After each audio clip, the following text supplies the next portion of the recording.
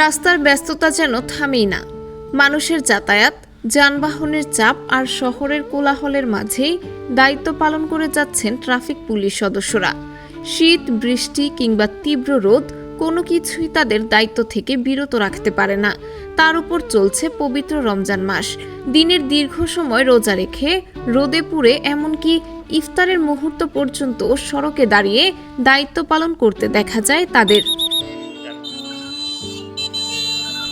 লক্ষ্মীপুরের রায়পুর প্রথম শ্রেণীর পৌর শহর হওয়ায় এখানে প্রতিদিনই বাড়ছে যানবাহনের চাপ। বিশেষ করে বাজার এলাকা সহ গুরুত্বপূর্ণ মোড়গুলোতে প্রায়ই সৃষ্টি হয় যানজট। তবে মানুষের ভোগান্তি কমাতে ট্রাফিক বিভাগের সদস্যরা নিয়মিত কাজ করে যাচ্ছেন।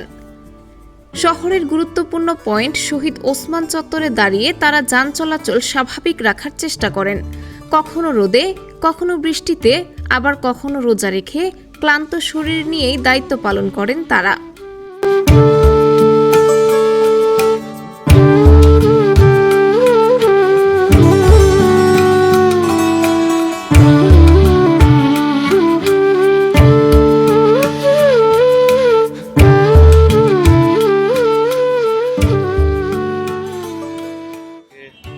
সিগন্যাল দিল, দিয়ে আমার কাগজপত্র যাচাই বাছাই করলো।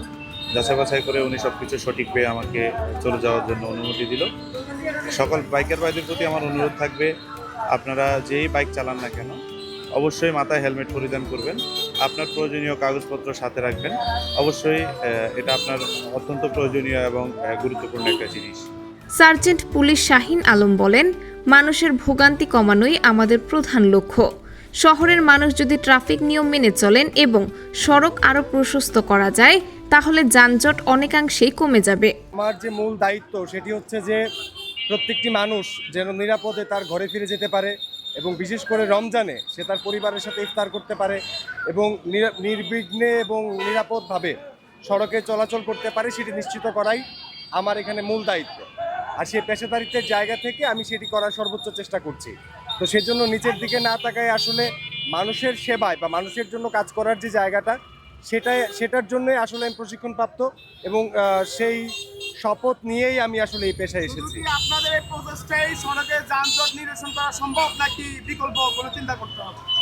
আচ্ছা, আমরা ধরেন একটা স্টেক হোল্ডার, আমাদের পাশাপাশি অন্যান্য যে স্টেক হোল্ডার বিষয়গুলো আছে, যেমন এখানে যানের তুলনায় শহরের রাস্তাঘাট পর্যাপ্ত প্রশস্ত না। তারপরে ধরেন এখানে এই যে গুল চত্বর একটা, এখানে কোনো গুল চত্বর নাই। আসলে শহরের খুব গুরুত্বপূর্ণ একটা জায়গা কিন্তু কোনো চত্বর নাই, কিংবা বিভিন্ন জায়গাতে সড়কগুলি পর্যাপ্ত প্রশস্ত না।